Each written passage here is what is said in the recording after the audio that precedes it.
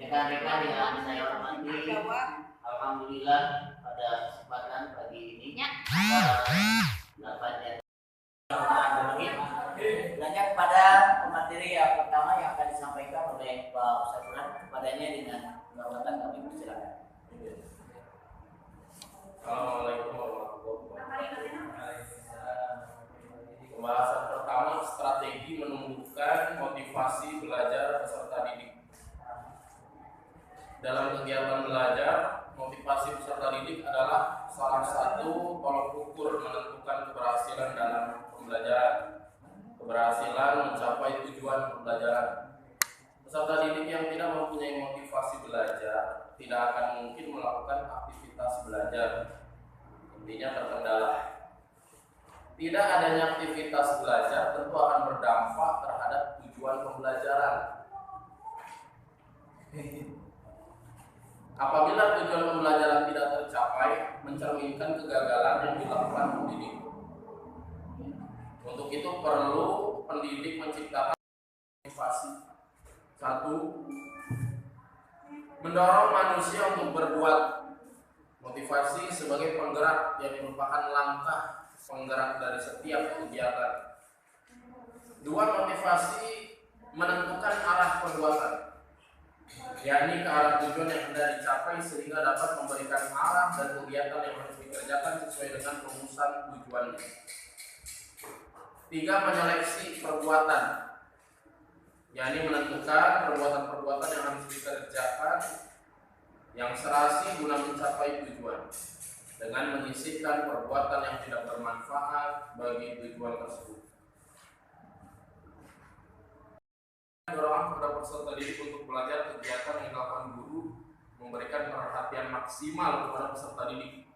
7. Membentuk kebiasaan belajar yang baik, menanamkan kebiasaan belajar dengan disiplin, terarah, dan membangun suasana yang kondusif. 8. Membantu kesulitan belajar peserta didik baik secara individu maupun komunal atau kelompok. Jadi pendekatan individu juga bisa membantu tercapainya tujuan pembelajaran. 9. Menggunakan metode yang bervariasi dalam pembelajaran. 10. Menggunakan media yang baik serta harus sesuai dengan tujuan pembelajaran. Untuk selanjutnya, materi strategi mempertahankan semangat belajar peserta didik yang akan disampaikan oleh materi kedua oleh Kamil. Kepadanya dipersilakan. Strategi mempertahankan semangat belajar peserta didik. Dalam proses pembelajaran, kesemangatan peserta didik tentunya mengalami pasang surut atau dinamis. Maka menumbuhkan semangat belajar saja tidak cukup. Terkadang peserta didik memiliki minat yang sangat tinggi dalam belajar. Namun, ada kalanya peserta didik mengalami penurunan semangat. Hal ini akan berdampak pada pencapaian tujuan pembelajaran. Karenanya, seorang pengajar atau pendidik harus dibekali dengan beberapa strategi yang mempertahankan semangat belajar peserta didik demi mempermudah proses belajar mengajar.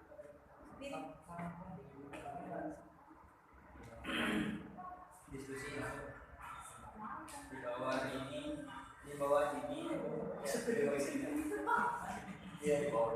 ini ialah beberapa strategi mempertahankan semangat belajar peserta didik, antara lain yang 1, diskusi antara anak dan pendidik tentang tugas dan manfaatnya. Yang 2, buat kesepakatan belajar.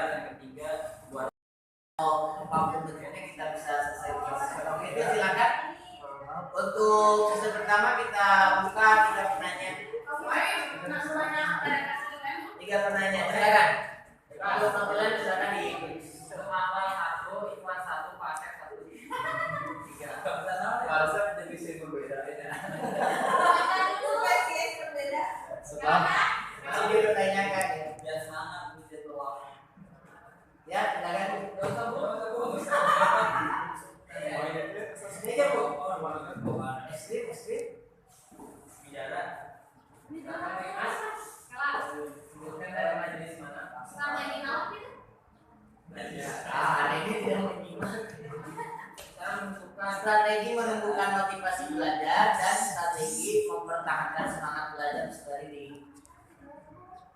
saya. Jadi itu nanya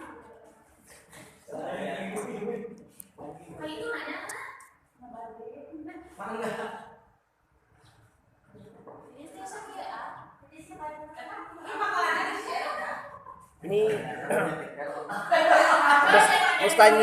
mustaminya banyak sekali ini, berapa ritus?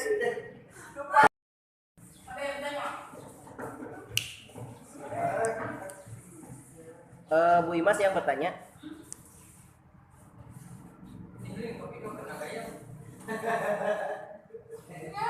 Assalamualaikum warahmatullahi wabarakatuh. Waalaikumsalam warahmatullahi wabarakatuh.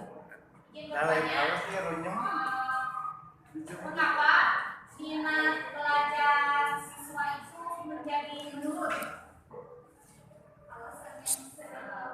Di kondisi sekarang atau dalam sistem pembelajaran, dalam ruangan pembelajaran.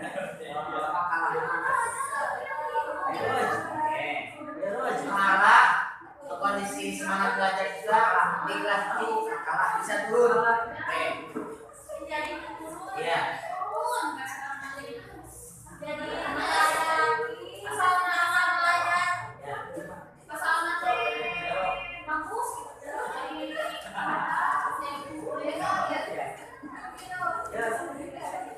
Malah cara Oke, terima kasih. Untuk pertanyaan kedua silakan. ya, assalamualaikum warahmatullahi wabarakatuh. Salam. Bagaimana cara menentukan orang-orang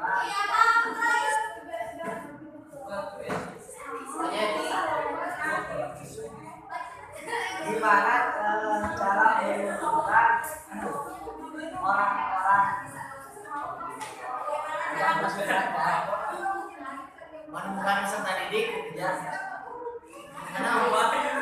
peserta didik yang harus belajar. Maksud teman saya menunjukkan minat belajar mungkin. Satu lagi silakan. Silakan kemudian dibacakan kembali.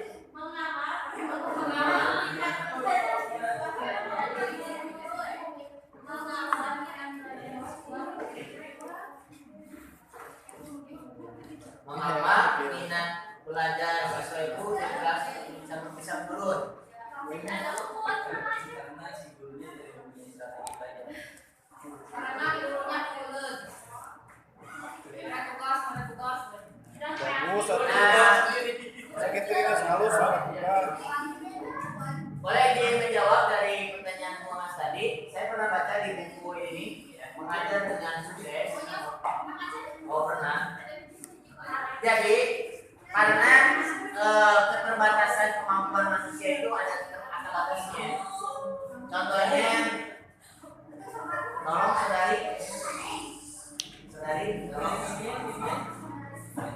ketika siswa masuk dalam kondisi segar, nah ketika dalam kondisi jam 10 atau jam 11, daya tahan dan kemampuan seseorang itu menurun, maka akan berpengaruh juga kepada konsentrasi belajar, sehingga ada jam istirahat jam 10. Kenapa? Karena supaya nanti ketika sudah istirahat refresh lagi. Nah itu. Jadi ada keterbatasan. Nah kalau seandainya si gurunya ini punya kompetensi atau disebutnya kreatif dalam menumbuhkan suasana di kelas, itu bisa teratasi dengan bagaimanapun. Itu ya.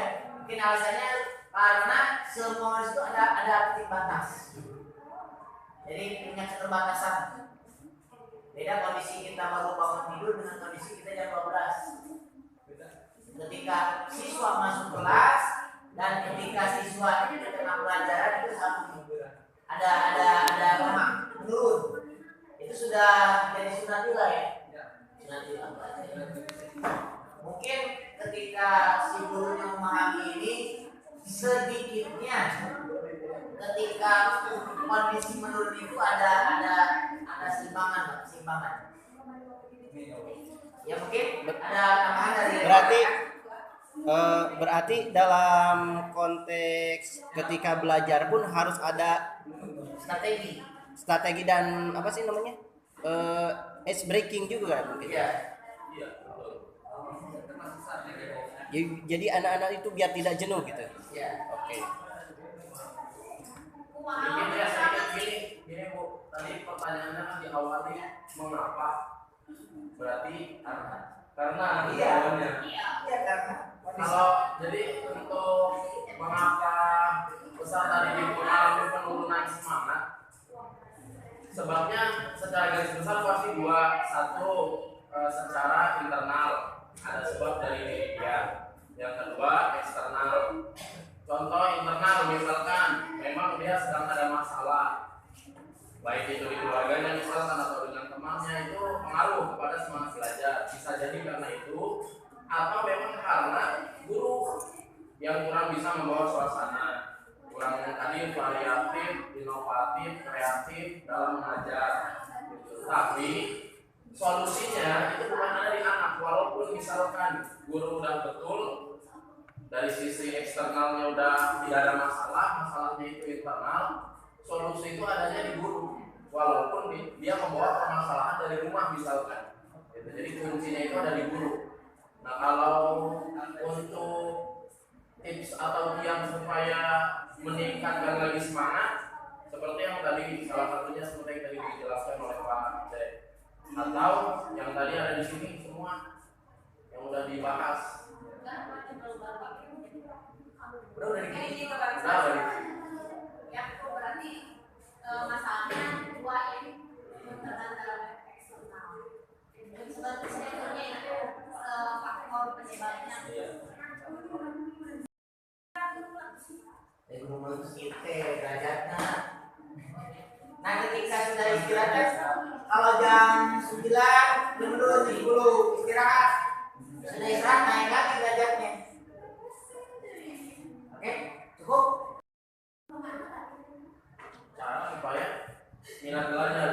Tadi yang dibaca ini Ya, Semangat. enggak. intinya tadi yang dibaca Dia mulai jam 5.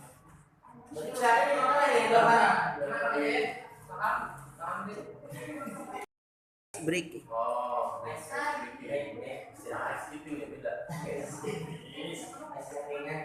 Jadi kalau itu kan ini ya salah satu metode untuk mencairkan suasana, menghilangkan jenuh dengan seperti itu.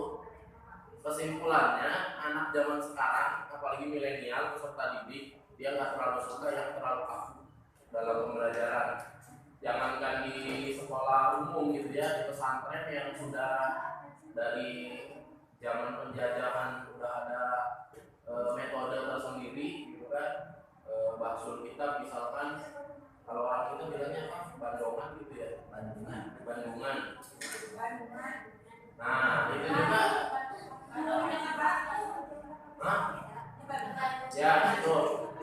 Itu juga Pak Kiai gitu kan, atau pematerinya harus bisa berimprovisasi dengan kondisi zaman yang sudah berbeda antara satu zaman dengan zaman yang lain. Nah, hari ini anak-anak itu kalau terlalu serius, mereka nggak bisa terlalu diajak serius dalam belajar.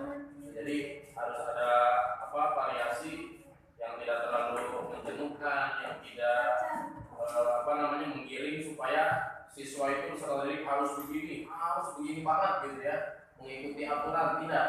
Tapi kita juga mencoba mengarahkan, ya, menjadikan mereka itu teman dalam satu sisi, itu lebih efektif dalam melakukan pembelajaran.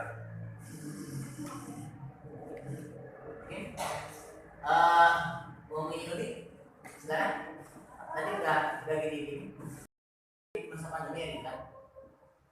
Ini masa pandeminya yang dibahas atau metode pembelajaran di masa pandemi yang berubah nih, misalkan dengan online, dari Biar semangat kayak gimana? walaupun di masa pandemi gitu. Yang kasih kuota aja.